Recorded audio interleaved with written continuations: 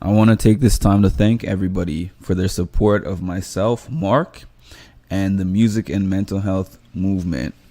Please take this time to like, comment, subscribe, and hit the notification bell to get notified of when I drop some more great content. Thank you.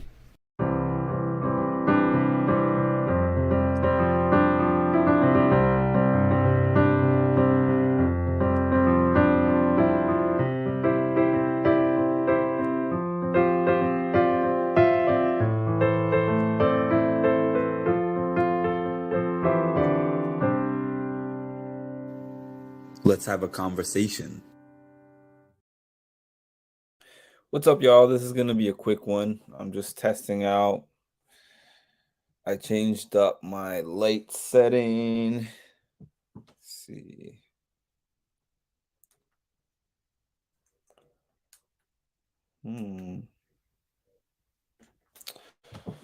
Now you can see my little live sign in the back a little bit. It's a little bit brighter. I'm just messing around with the settings and the lightings. I'll figure it out. I will figure it out. All right.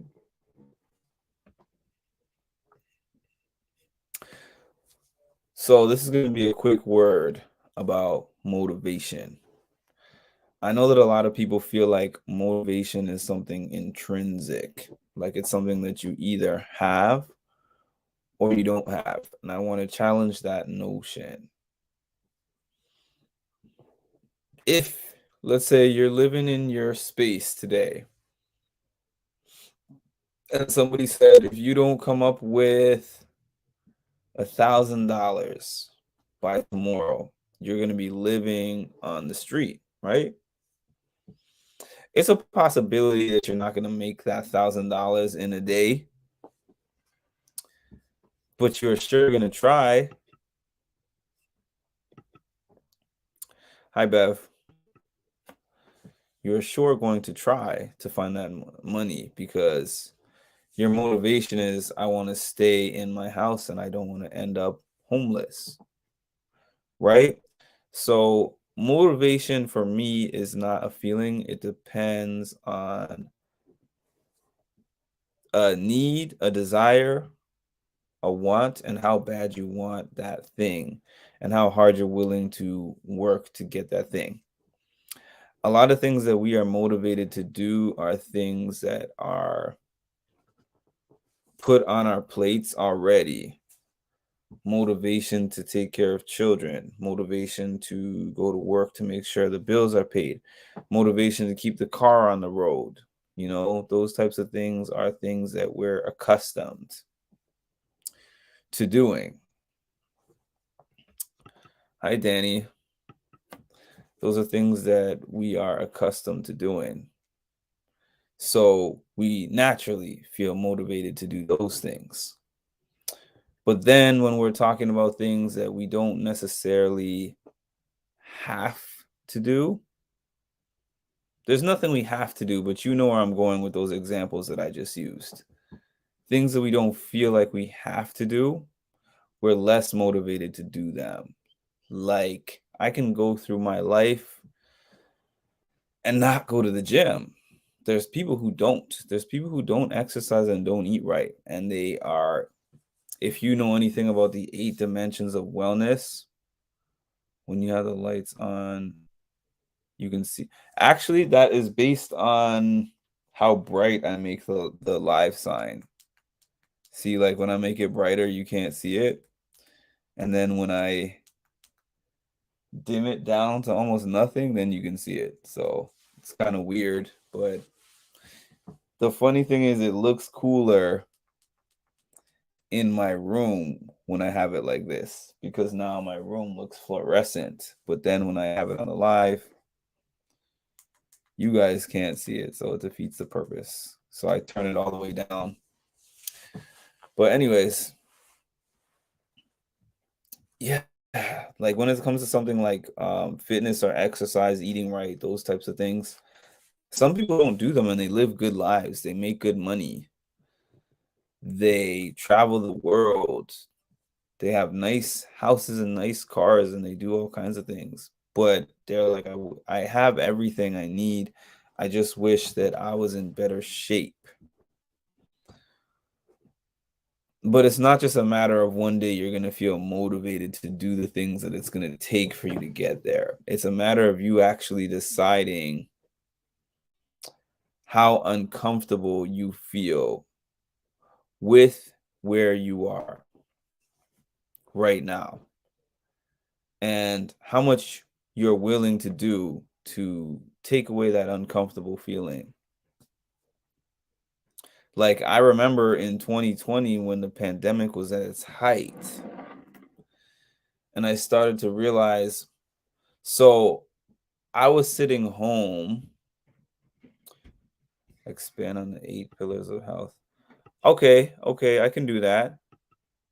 Give me 1 second, actually, because you're right. Not everybody knows that. I'm going to give you a graphic in a second. I'm going to give you a graphic in a quick second.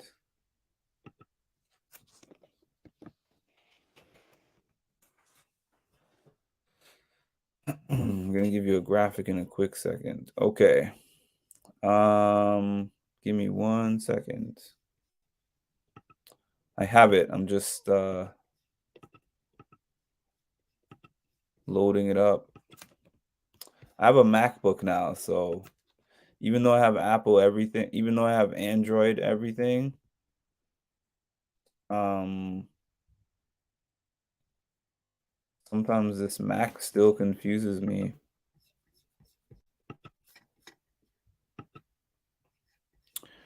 All right, so for anybody who has never heard of this, this is like a common thing.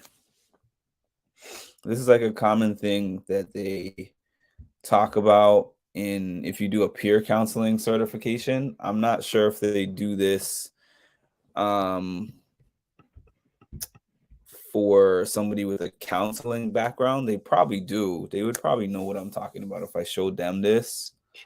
But there's something called the 8 dimensions of wellness, and it's a theory that wellness does not involve one thing. Like, some people might think if I'm physically fit, that means I'm well. No, that's one part of wellness. They might think if I'm emotionally fit, that's wellness. Okay, so looking at this list,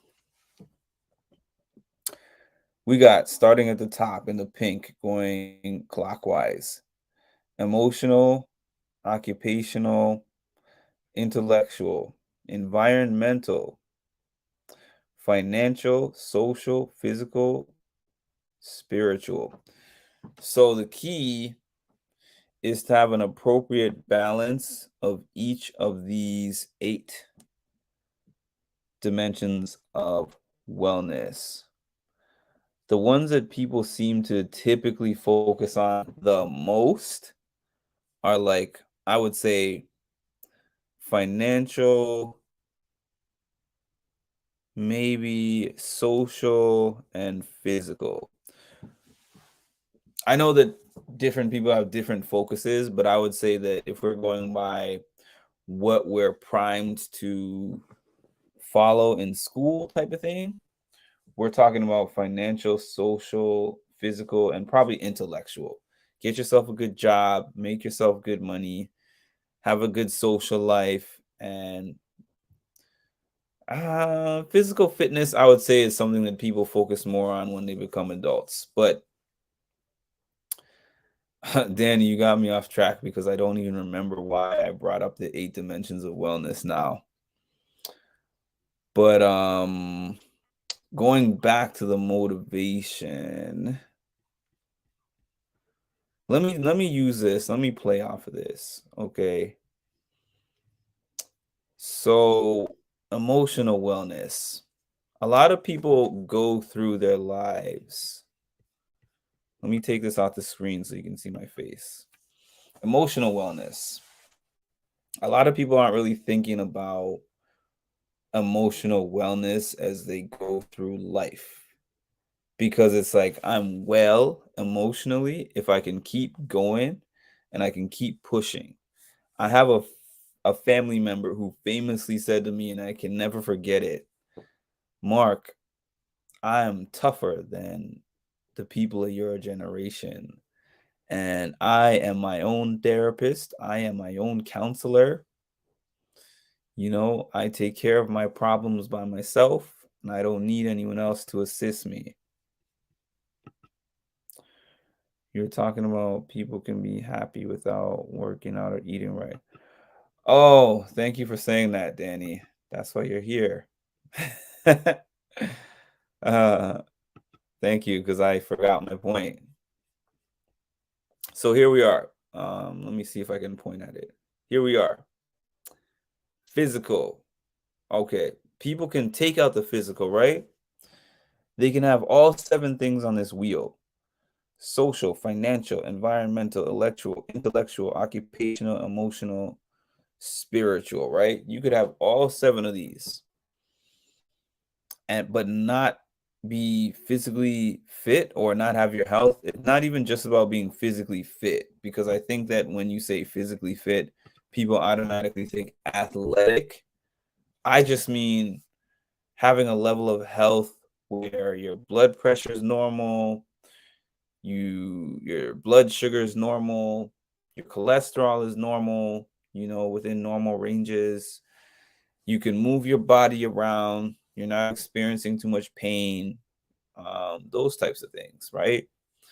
So you could have all these other things and be missing this one thing and be out of balance, because think about it, man. It's a wheel. That's why it's called a wellness wheel. You take one part out of the wheel and then it rolls funny, right? So let's skip the physical part of it. You could be supremely physically fit, but you could have financial issues. You could be struggling with your finances, right? So you're physically fit. There we are. I have to do this opposite. You're physically fit, but you're not financially fit. And now the wheel's not spinning correctly. And you're not getting to where you're trying to go. They're in survival mode. Once you change the mindset to thriving and you seek balance, more and more of the dimensions. Yeah, that's another thing. That's a good point, Danny. That's another thing. It's one thing to be desperate to do these things. Like, I'm doing this because I'm desperate. I'm getting my finances together because I messed them up so bad and I'm desperate to crawl out of this hole. I'm getting my fitness together because I've gone way in the other direction of what I want to go. And I'm just trying to get myself back to where I was. It's one thing to be at an extreme and try to get back to another extreme. And it's another thing to continuously work on these things daily and find the appropriate balance of this wheel. So really, there's a lot to life. Lots of people are only focused on 2 to 3 of these components on an average day, an average year, or an average life. And you can live without emphasizing a balance on all 8. But your body, your mind, your spirit will tell you when one thing is out of whack. It's just a matter of figuring out what that thing is so that you can be in tune. Like, if you're driving the car, the check engine light goes on. It's a possibility that based on what the check engine light is on for, you can keep driving the car. But you can keep driving the car to a point. Because if you didn't figure out what it was, whether it was like a flat tire, you needed a tire alignment, whether you needed a timing belt, or whether you need whether it's the alternator, whether it is the oil, the fluids in the car, it's something. And if you're not paying attention and trying to figure out continuously what that thing is, then eventually the car is going to shut down and it's going to be a much harder process. So daily, you have to be checking on your emotions. You have to be figuring out how you find happiness in your occupation, ways to sharpen yourself intellectually. Environmental, I'm not too sure about that one. I don't know if I saw this on the typical wellness wheel that I usually look up, but I'm gonna look that one up. Yeah, environmental is on there. Okay. Environmental is create a clean, uplifted environment for well-being. Interesting. And I guess like what I just did with my room is a little bit of that. Now that I think about it. Financial, we're all trying to get money. Social, figuring out the right balance, social life, figuring out the right people in your life. I'm interested in seeing your 6-point wellness wheel at some point, but I'm getting off here fairly soon. Physical. So for me, if I was being honest with you guys right now, I've mostly been focused recently on the physical, spiritual, emotional, a little bit of the intellectual. I kind of do everything on the wheel, but there's some things that I do more than others and leaves me a little bit out of balance. But to wrap this up, because I didn't really make this just to be about the wellness wheel, although that was a great suggestion and I'm glad that you suggested that. For me, motivation is not just like I spring out of bed and I really want to do something. It's more like when I go to bed at night, I think of the thing as something that I don't have or I'm not doing right now that makes me feel a certain way, makes me feel bad, or leaves me with negative feelings. And it's like, I'm going to feel this way until I do this thing. Once that desire is very strong, I figure out the steps of what it would take for me to get that thing that I want. And sometimes those steps are not fun. They're not enjoyable. I don't like them. But I commit to them. I say it's going to take this much and it's going to take this much effort and this much time. I get started with it, usually with no motivation, or maybe sometimes you get a lot of motivation right at the beginning, but that's going to wear off at some point because then you're going to get into the work and the grind portion of it and it becomes tough. But when you really want something badly enough, you're going to commit to the steps that it takes you to get there. You're going to commit and stick with them even when the times get tough, even when it feels like you're so far away from where you want to be. And if you stick with it, you do it consistently and continuously, you reach a point one day where you're like, I don't even know how I even got here from where I started. So if you have something that is stressing you, that is making you depressed, something that you need or want in your life, don't think that you have to have a certain feeling before you decide to change that thing. Decide to change it now. Get an action plan together. Maybe get an accountability partner that's going to help you towards doing that thing. Start working towards it in small increments. Celebrate your small victories. Keep going with it every single day. And you are going to get there. So thanks y'all for tuning in. I'm trying to do these. I'm not going to say every night, but I'm trying to do these at least a few nights a week because I want to share this knowledge that I got. All right. So I hope everybody has a great night. Please make sure to like, comment, subscribe, hit the notification bell for when I drop some more great content. And we will talk again soon. Have a wonderful night.